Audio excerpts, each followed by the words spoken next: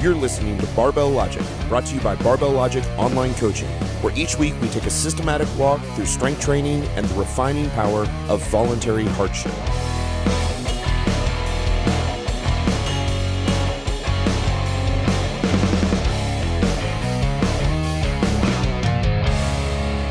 Welcome to the Barbell Logic podcast, and happy Father's Day to you all the guys that are listening to us, and everybody else that's listening to us. You guys have dads too. And so happy Father's Day to all. Happy Father's Day to you, Chris. Happy Father's Day to you, Matt. Thank you.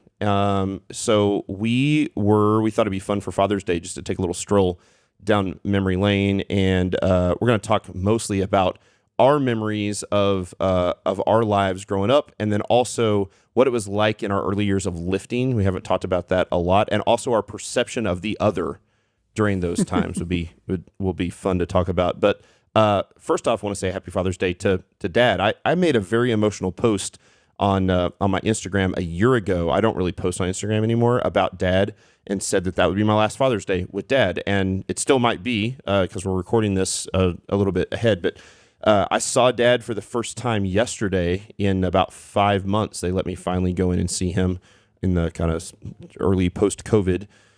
And, it was tough. So he's not in good shape. He's in hospice, and the guy's dying. And, but man, he was a great dad, and I'm thankful for him. He loved our mom and loved us tremendously and treated us well, and, taught us a lot of good lessons. And also there were a lot of lessons I wish he had taught us that he didn't.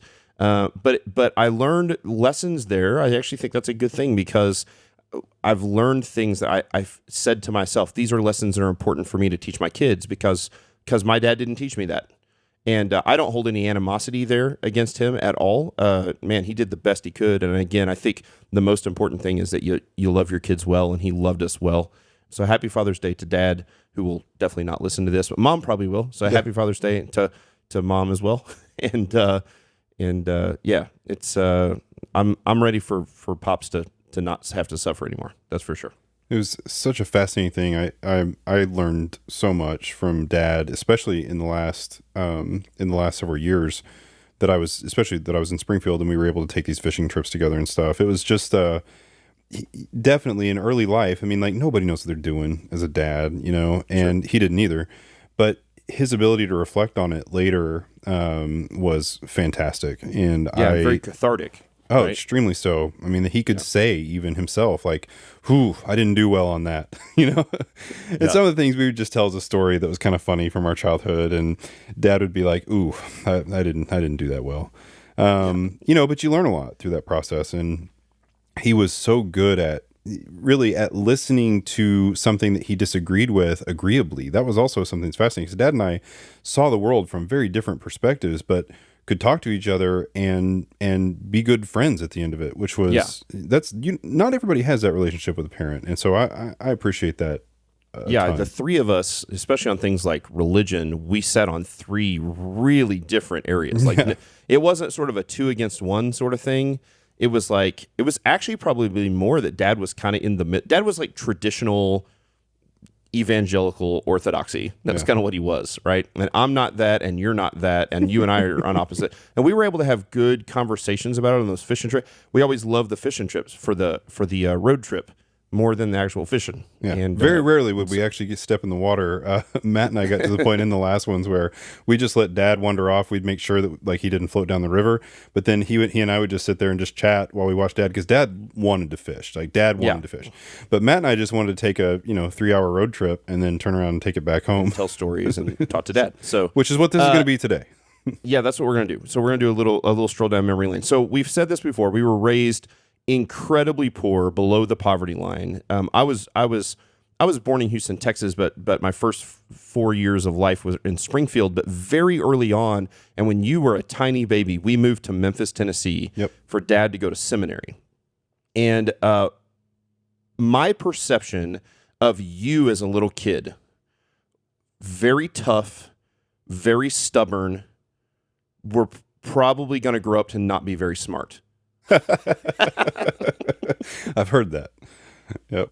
In your adult life, you are very tough, very stubborn, less so than you were as a kid, for sure. And oddly enough, you turned out really bright. I don't know what happened. But, you were sort of like I remember you as sort of like a Cro-Magnon child.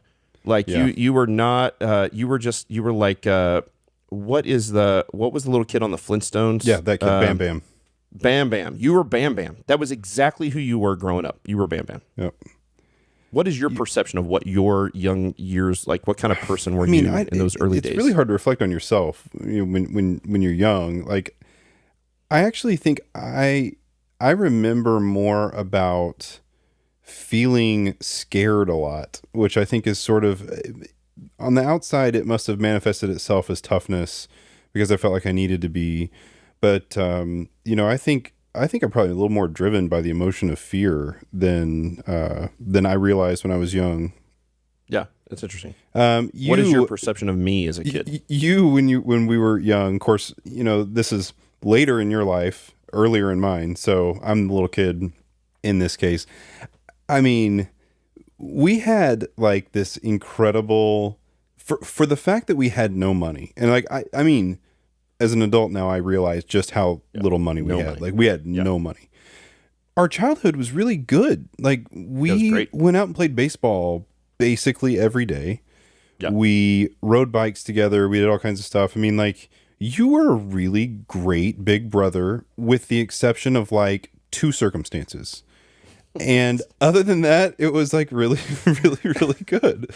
But like, was one of those circumstances when I broke your finger in half when we were wrestling, and then made you go get me a glass of milk and made you promise to not tell mom and dad? Don't tell mom and dad I just broke your finger, and your finger was broken in half and turned sideways. And I was like, also, I'm kind of thirsty. Go give me some milk.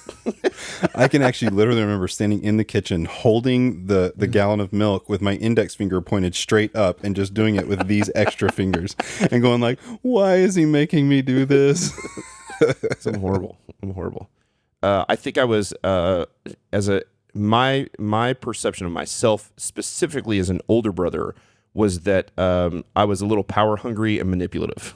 And so, yeah, I'd say that's accurate. But I mean, like, simultaneously though, I mean, it wasn't a long period of time that you wielded it that way. Sure. So, sure. I mean, the other time that I actually don't even want to tell on the podcast that I treated you poorly, even I have talked about it in counseling because of, and it was a stupid thing. It was a stupid thing where I embarrassed you publicly in a basketball gymnasium. I don't want to tell the details. I want to make sure, I want to make sure people don't think I was even it was anything about truly inappropriate. But it was a thing that I felt I harbored a lot of guilt about for years. And so, but no, I think you and I got along really, really well in general. We fought like brothers fight, and it was like boy fight and stuff. Most of that was fun. Yeah, it was sports and football. Like, we get in fights because somebody would tackle somebody too hard in football. Like, we literally, basically, our whole life were bicycles, baseball, basketball, and football. Yeah. And not team sports, because we lived in towns where boys, you couldn't go beyond that. Well, you couldn't be in the public. It was the 80s, and there was crack, and we lived in a rough town, and mom and dad chose to protect us from that, and and it was probably the right call. Although a few years later, when we went to a public school for the first time, it was an eye opener. Yeah, you got to public school, and you're like, oh, we were truly the very sheltered homeschool 80s kids. Yeah, showing up to the first day of school with our lunch pail and our dark blue jeans with the super gold stitching. Man, and that was so much worse tough for you than it was for me. You were old enough that those patterns had been, created into something like popularity. For me, in the second grade, nobody knew or cared yet. So I kind of I strolled right into the second grade and immediately ruled the place. Fine. I ruled it. I mean, just didn't do fine. I led the thing.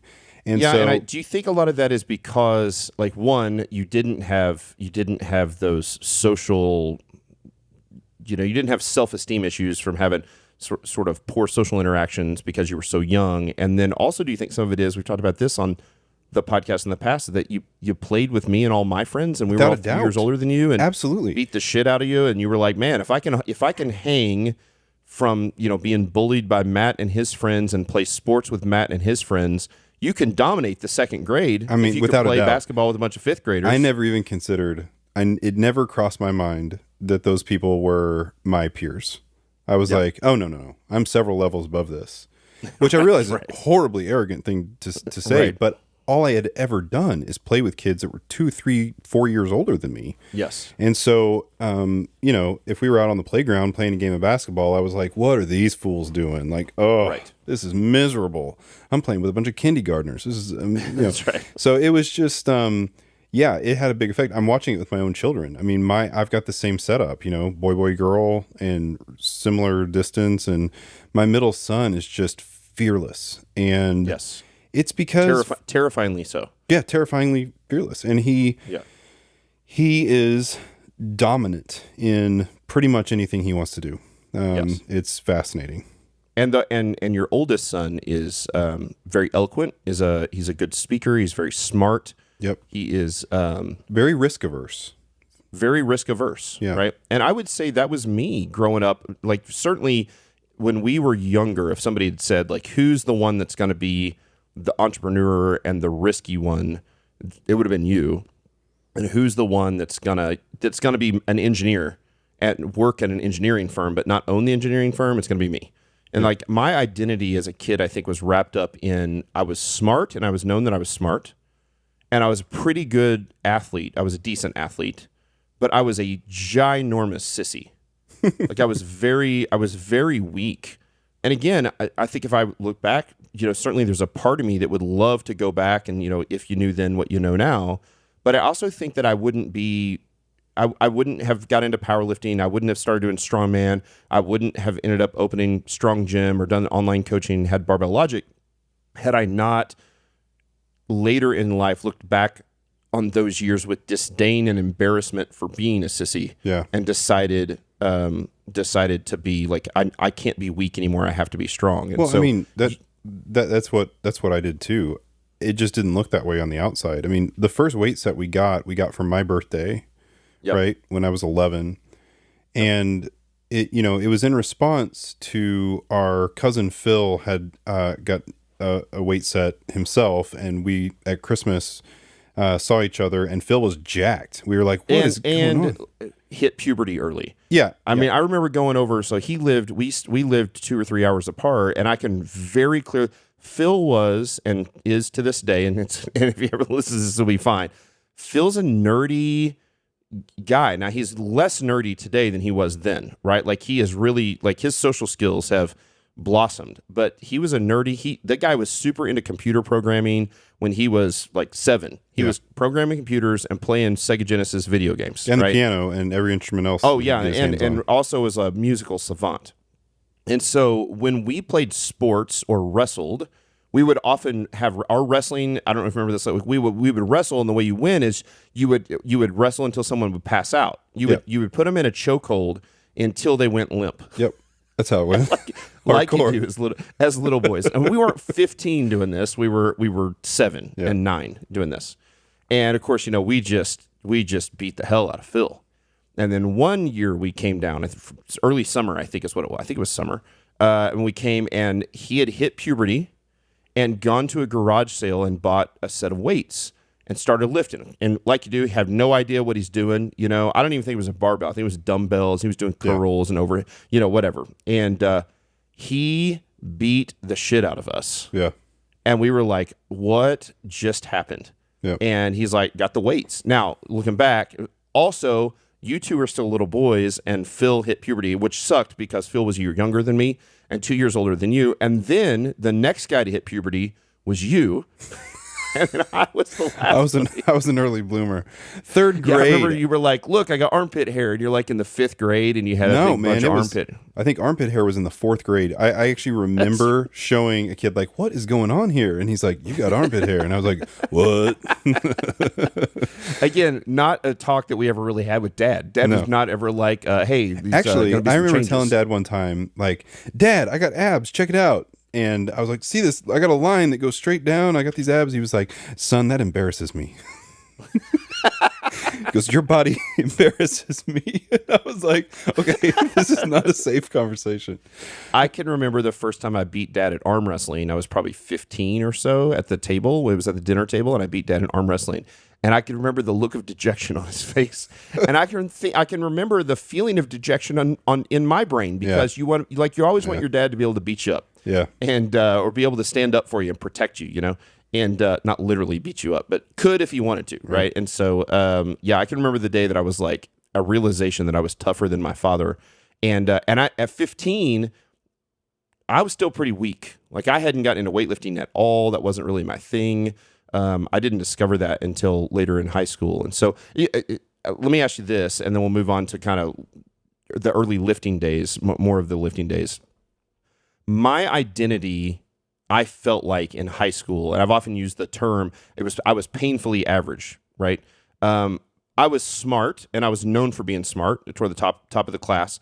I was a little bit lazy, so my teachers were frustrated with me because I was always the guy that would do really well on the finals and do really well on the standardized tests, and like not have the greatest grades because I was just like not interested. And I was a pretty good / decent athlete, and so I could hold my own in sports, and I was pretty smart. But like outside of that, I was just sort of forgettable. And I wonder for you, you were always very tough and very good at sports, but like we mentioned, you had a reputation, at least among the family, being kind of dumb in the early years. And can you remember when the transition occurred where you felt, did you ever feel dumb? And two, did you feel that there was a transition where you're like, holy shit, I'm actually smarter than everybody else now? I never felt dumb. I did not care about school at all whenever in kindergarten and first grade. Second grade is when the blossom started to occur. We went to public school, and I was like, all these other kids are here, and I think I'm smarter than all of them. And so whenever we took the standardized test, I guess I did exceptionally well on that, and they put me in the gifted program after that. And once I realized what I was capable of, then that sort of turned it around. But I still didn't really think of myself as being. I knew I was one of the smartest kids in class in the third grade, but I was much more focused on the athletic side of things. I mean, I remember, again, just on the playground, but it was at Cotter, they played basketball, like they played school basketball in elementary school. You wore your school Cotter jersey and played basketball. Right. Sure. And I played it in front of these kids we had like an assembly, and I played in front of the high school kids.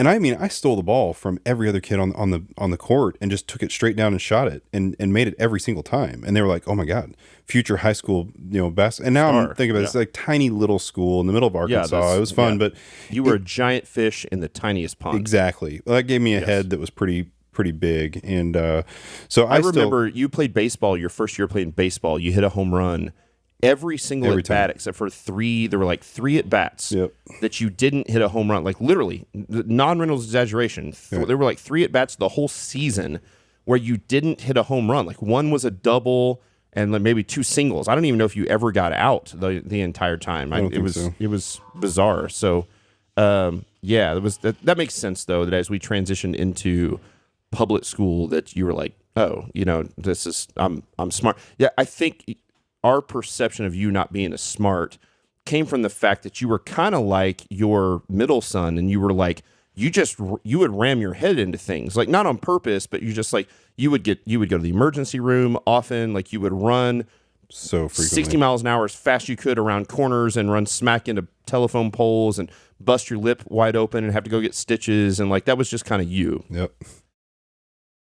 So we discovered you started lifting, or we started lifting about the same time. Of course, you were several years younger than me, and then you stayed really more active with it in high school.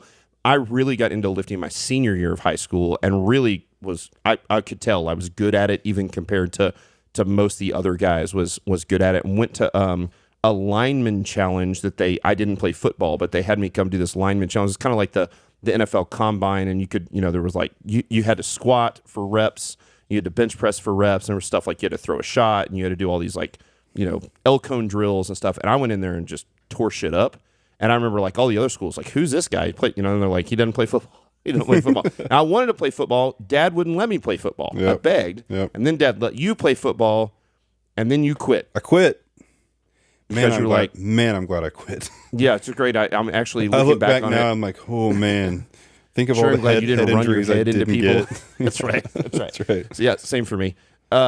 So I got out of high school, and at the end of your high school years, I floundered around for a few years in college lifting. I would have said that I was bodybuilding. I never was interested in the actual sport of bodybuilding. That seemed ridiculous. And then the infamous day that I found the Dave Tate article on what is now T-Mag, T-Nation, that used to be called testosterone.net. And he wrote an article many years ago, 20 years ago, about how to bench press 600 pounds. And I discovered Westside Barbell, printed out hundreds of pages of articles from Dave Tate and Louis Simmons. And then we all went to Destin, Florida on a family vacation, and we read those articles on the beach and went to the Barnes & Noble in Destin in like 99, maybe 99, and bought our first 2 Powerlifting USAs. One of which had all the West Side crew on the cover, and we were in. And all of a sudden, we entered into that stage where it was powerlifting full bore for several years. That was crazy. That was crazy times. I mean, I was about to get married when we really decided we were going to start competing, and I was 170 pounds, I think, at our first powerlifting competition in Tulsa. And I remember going into that competition, and it was just, I just felt silly. I mean, I was like around these other guys, and they were huge, and I was not. But I still, at 170 pounds, that competition, I deadlifted 500 pounds. And I was, which isn't bad for somebody who hasn't really done it very much. I think everything else was pretty terrible, but, my deadlift was decent. And 3 months later, after that competition, we competed at Eagle Gym in St. Louis. And I competed at 220. From 170 to 220. And I took nothing. Right. I'm not kidding. There was no... we ate food. So much food. And it was terrible food. It was McDonald's. And a lot of people hamburger are like, I've helper written articles every day. That's right. It was massive amounts of McDonald's. It was pizza with oil poured on it. It was canola oil. Why we chose canola oil? What a terrible oil. So, which I think is made from corn husks or something. So canola oil, we pour that in our protein shakes, like just to get calories, because all we cared about was getting strong. And so, and we gained a ton of weight, and there were no performance enhancing drugs yet for me, especially. It was just food. It was just food and milk, and we were, you were 18 or 19 years old, and I was 20 or 21 years old, and we were like the perfect age. And that's the other thing, is like we had so much testosterone running through our veins naturally because we were the perfect age and doing the right stuff to be able to have that our bodies just grew. And I remember how fun it was. Those early years we would go train at St. John's Fitness Center, right? It was a hospital. It was a hospital gym. And we would add weight and add weight and add weight. And I mean, for years we just added weight to the bar literally every workout. We talk about this, and I would love to know. I need to go back and see what I have my old training logs. That'd be a really fun thing to like scan and publish at some point, like on Barbell Logic, my original training log. I mean, embarrassing, but you could just see that. And I kept all my PRs in the back. And so I can still go back and see what my 1 rep max PR squat is, my 3 rep, my 5 rep, my box squat. And we did West Side in those early days, right? It wasn't like novice linear progression stuff. It was just, it was linear progression because we got heavier every single time. Right. But we did a big variation in exercises in those early days and just got strong and got big. I remember like it was yesterday, the first time I stepped on the scale and it said 200. When I crossed the 200-pound barrier. I can remember the first time that I bench pressed 300 pounds, like it was yesterday. The first time I bench pressed 315. That same thing. The first time I deadlifted 500 was in that St. John's Fitness Center, deadlifting 500. And then you remember doing the old SLP powerlifting meet at St. John's Fitness Center, and it was just a bench press and deadlift meet. Very clearly. And I had performed. I had a car accident happen right in front of me the day before, and I had performed rescue breaths and CPR on a girl who died on me while I was performing CPR on her. And and it was weird. It was in the moment, it was surreal, and you're just going. And I had been trained in CPR and first aid. It was was coming home from renewing the license. That was what was also really strange. I went into that meet not thinking about powerlifting, not thinking about lifting, couldn't care less. Couldn't get it out of my mind, trying to save this girl's life and her dying on me. And for the first time ever, our family and our parents, who were not supportive in general of powerlifting, showed up to support us and cheer us on at this meet. And I had one of the best meets of my life. Now, this was in the early days. I was benching in a bench shirt. I benched 525 in a bench shirt, old denim bench shirt, and I deadlifted conventional raw. It was my first 600-pound deadlift was there. And I can remember you didn't have to wear a singlet. And I was wearing like basketball shorts and a t-shirt.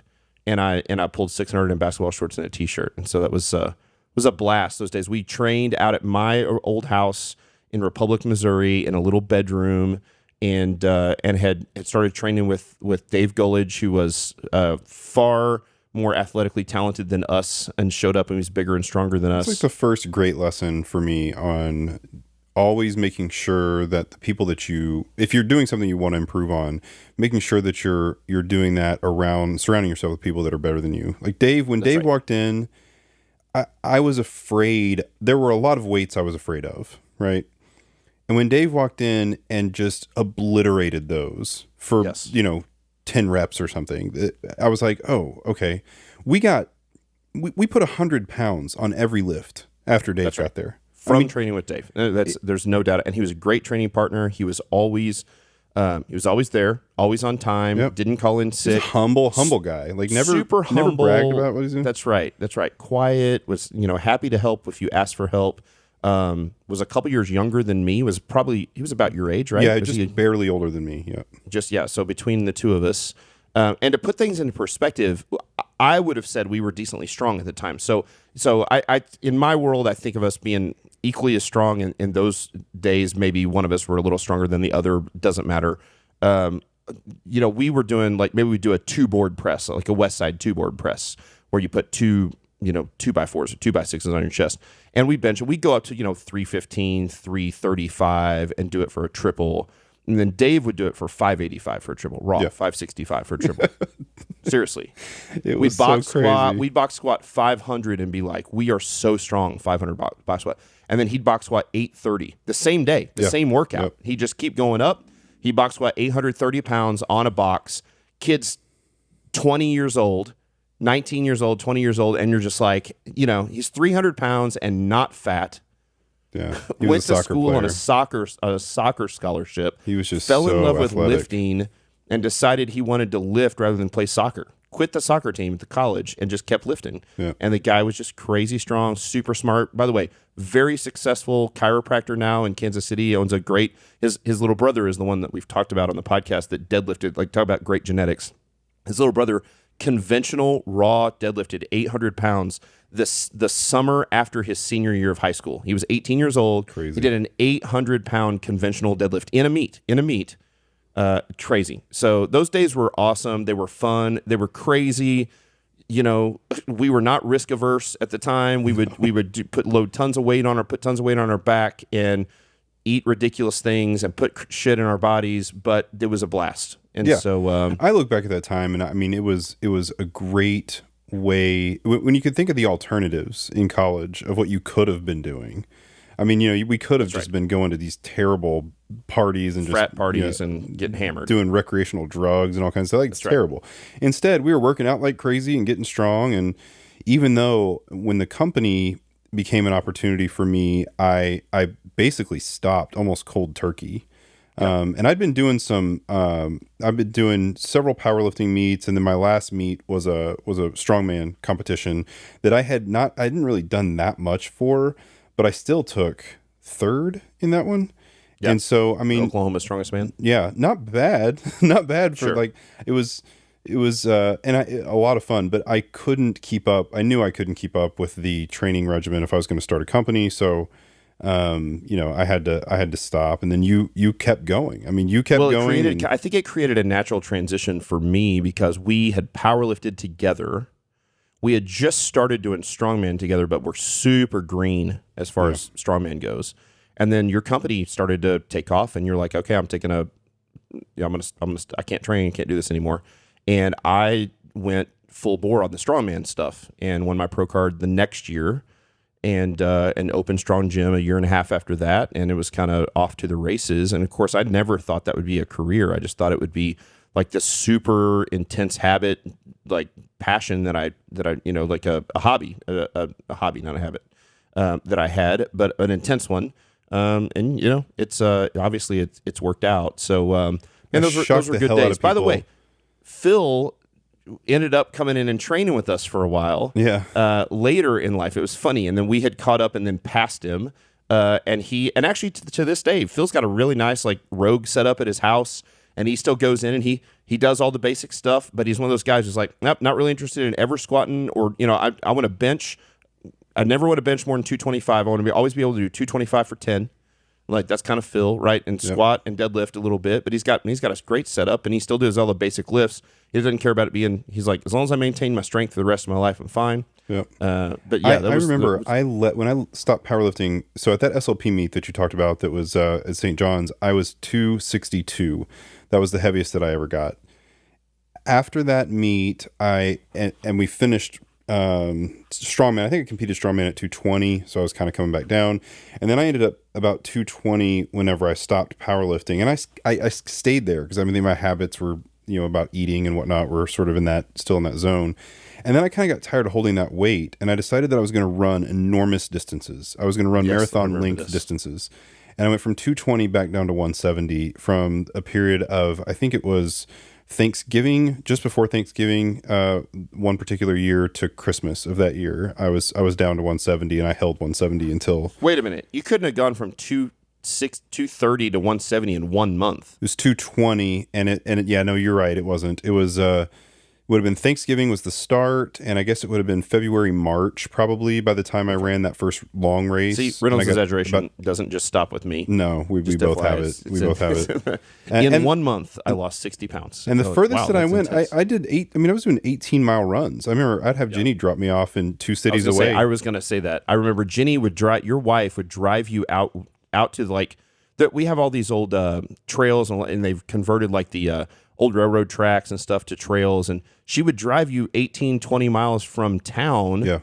and drop you off, and you would just run home, and you're like, and how long did that take? You're like, like 5 hours. Yeah, that's right. Well, there's one guaranteed way to make sure you don't quit, right? It's that's right. Drive my ass out 18 miles and I got to make it home. So no, it's good. That's good. That's a fun stroll down memory lane. We need to do this a little more often. We've got little chunks of our life that'd be funny stories to tell that I think the listeners would enjoy. And so, hey, get out there and enjoy your kiddos today, for you dads. And for the rest of you, man, spend some good time with your dad. Give him a hug. Tell him how much you love him. We wish that we could do that. And I know there are a lot of you that are listening out there that can't do that anymore, and wish you could. And so for those of you that still can, take the opportunity to tell your dad how much you love him. None of those dads, none of our dads were perfect. Some were better than others. Most did the best they could, and they deserve some love and affection today for that. And so try to see the good in your dad today. And if your dad, spend some time loving on your kids as well. And so you've been listening to a Principles podcast with Matt and Chris Reynolds here at Barbell Logic, and enjoy your Father's Day, the rest of your Father's Day. Again, if you don't have training or you don't have a coach and you need one, or your dad needs one, we've got a great sale running right now. If you check that out, our Father's Day sale is 50% off your first month of online coaching, plus you get a $50 gift card. So we say to the retailer of your choice, but our thought was, you could get a $50 gift card for dad at like Home Depot or Lowe's or something like that. So go to barbelllogic.com and you can check out online coaching and check that out. So fun show today. Glad we got to talk about that and a little stroll down memory lane. Dude, happy Father's Day to you. Hope you enjoy it with your kiddos. You too, man. All right, awesome. I will talk to you next week, and the rest of you, we will see you tomorrow morning. See ya.